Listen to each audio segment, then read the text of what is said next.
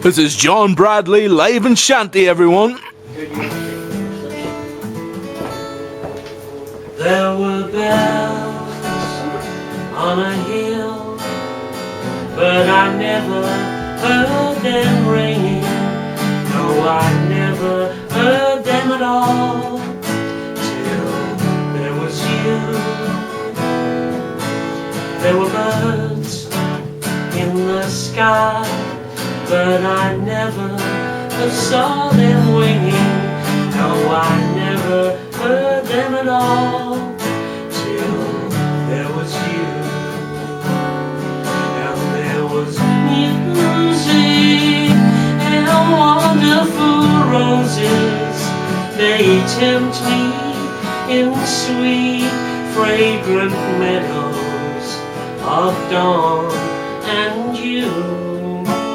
There was love all around, but I never heard it singing. No, I never heard it at all, till there was you. Ding ding ding ding ding ding ding ding ding ding ding ding ding ding ding.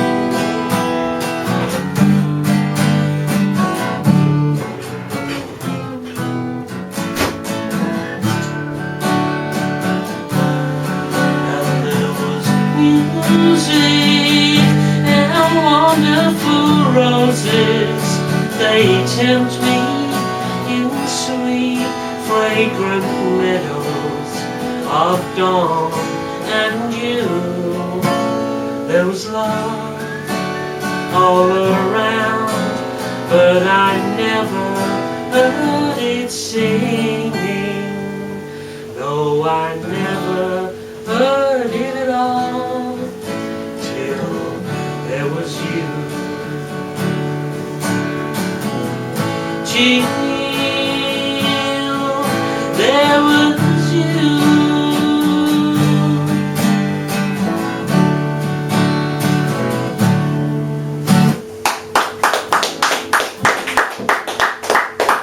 Rough and ready, rough and ready, rough and ready. I don't know that. Do you not? Actually, if you're a Beatles fan, you know everything they were probably released. Well, we have here with us tonight, as this is of course on the eve of the Clipper Festival in Greencastle on Thursday night, of course, and is of course July 28th, and we've got John Bradley from Moncrana, originally from Luton in England, with us tonight, and he is playing here in Shanty tonight, and you'll see footage of that, of course, on CKTV and YouTube, and we're going to have a word with John here. Welcome to Greencastle, John. Thanks very much, Kieran.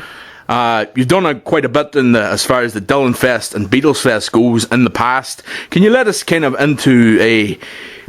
can we go back over what you've done over the last few years, please? Well, I suppose in the space of, where are we now, 2012, space of 32 years, I've done very little really. But I'm sure you've done more than very little. well, you know, I haven't really been able to make a living from music as such. Right, That was yeah. my goal. But I just got caught up in the corporate world after I left college. But while I was at college, I played in bands in Manchester, around the time of the Smiths and Joy Division, New Order, Stone Roses, around that time. Well, big names there, yeah. But we played a few gigs in South Manchester. We didn't achieve any notoriety or success really. Can you recall any bands that you were in there? Maybe name them for. Well, there was one time we played this place in Plattfields, a place called the Ritz. Oh Jesus, what was it called? The Ritz Ballroom, I think it was, in next to Man City's ground. And Mick Hucknall was our mixing engineer. Wow! But from Simply Red. yeah, we didn't really know, and they weren't big at all at the time. But he was at our mixing desk. That's as near to any kind of notoriety that we achieved. But Right. I think we were called a Bleak Outfit, some pretentious name. Anyway, so we did that, and then my mum got ill, and I came back to Luton in 1990, and I settled into the corporate world, worked in IT for about 15 years. But a lot of people would have the opinion that that's a smart way to go. If you've got that to back you up. If you're trying to make it in music, you always have the the core thing that you're into to back you up, kind of? Well, I think it was a singular lack of courage, really, that I didn't just go for it. But I did give it a few years, because after college, which was in 1984, I spent another 6 years trying to get into the music business, if you like. Okay, yeah. But I just got sidetracked with, with recreational drugs of one description and another. As most 95% of musicians will tell you. So I didn't really no have shame courage there. of my convictions. Yeah. But then I came back, and then I settled in and to a job, but I always played music in my spare time, and I don't count myself as a particularly good guitarist, but I love writing and I love. Well, from what I've heard of you, I would say different. I think you're very, very talented man now. I think you're just being too kind. I don't know about that. I don't think so. I think it's. I seem a much better guitarist than me, but anyway. So that was that, and then I met my wife, and unfortunately she passed away 5-6 years ago. I'm very sorry to hear that. And as a hobby, it was always a hobby while I was with my wife, just in the weekends playing music and trying to write and stuff like that. Right.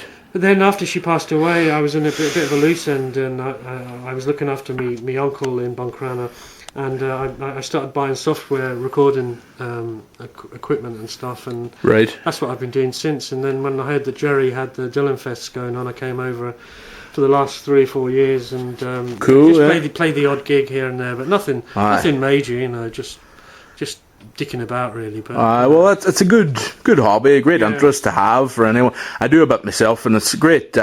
Gives you a great buzz, doesn't it? You do a mean version of Knocking on Heaven's Door. Completely unrehearsed. Nothing to write home about. I wish you had the bloody camera going, because it would have captured your passion. I don't know about that. I think we'll be doing it in Dylan Fest. This is about you today, though. I'm just going to say, are you going to be involved at all in the Clipper situation, or are you going to be mainly? If Jerry gives me a slot, I'll come over. Yeah, cool. I'll come over, yeah. We'll have to talk him into that then. Well, Jerry's the main man, so he does a lot for the area now. I have to say, he's really innovative with ideas. Yeah, I mean, he has his critics, but he does an awful lot of good for Moville. Well, people have claimed that he could be controversial in the past, but I think controversy creates cash, you know. Of course, yeah. Well, look at Eamon Dunphy. Exactly. He's made a career out of it. That's it. No, Jerry's very good for Moville, and his site, crackonCom Moville. I usually catch up with it every few days, and same as myself. It makes for great reading, Well, can I just maybe elaborate on yourself? You're an avid Dylan and Beatles follower, and you do a lot of their stuff. Can you give me one or two of the songs that you would particularly like performing? I love the Dylan song "Is Your Love in Vain." Right. That's my favourite Dylan song, I think. But when I've done it before, it's always been too high. So I used the backing tracks on it. So it's usually done too low. Sorry. So I'm working on maybe raising it a couple of semitones to make it sound better. All right. That'd be a great Dylan song. And very good. Yeah.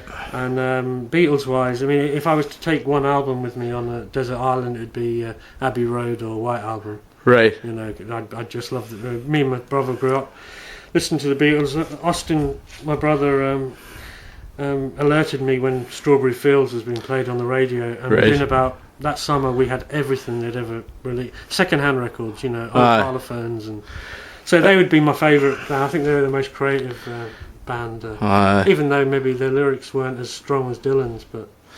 Well, I'm an Elvis man myself, so I'm kind of more into the rock and roll style, the bubblegum rock and roll kind of stuff.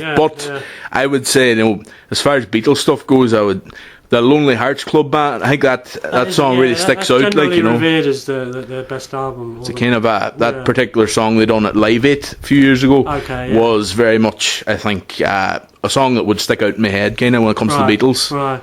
But there's a lot of stuff that's worldly renowned more than that, probably, so. But it comes into my head now, Joe Strummer singing Phony Beatlemania. I love the Clash as well. Aye. I wasn't in the least bit, offended by, his denigration of the Beatles and that, because I think he loved them as well. Right. Constructive criticism, maybe you could say. Yeah, they were a bit, they got caught up in the whole fandom and, fame thing. But I really loved the Clash and the Smiths.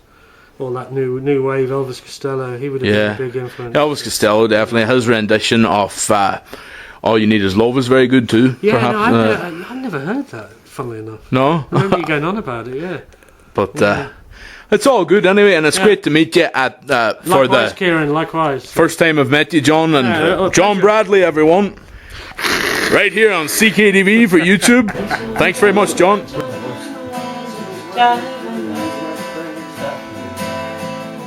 Where we used to raise a glass or two. Remember how we danced away the hours.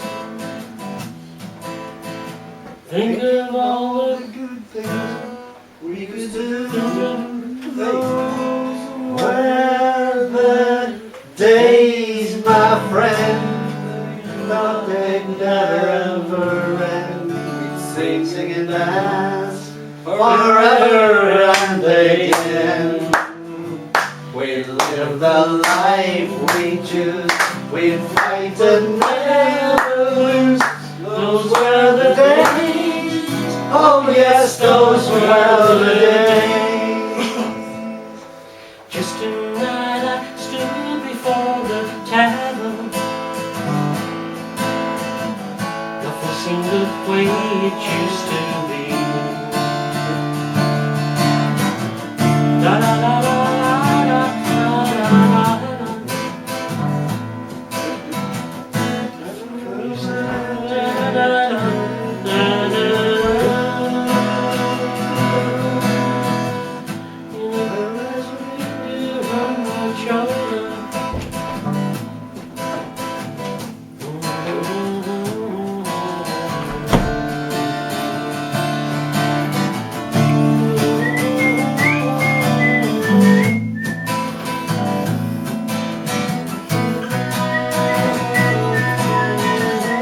Those were the days, my friend.